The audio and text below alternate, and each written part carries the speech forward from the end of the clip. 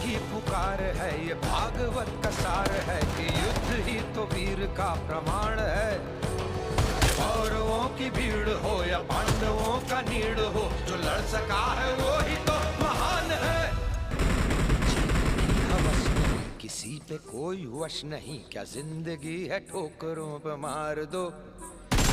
मौत अंत है नहीं तो मौत से भी क्यों डरे, ये जाके आसमान में दहाड़ दो। प्रचंड बोले मस्तकों के झुंड, आज जंग की घड़ी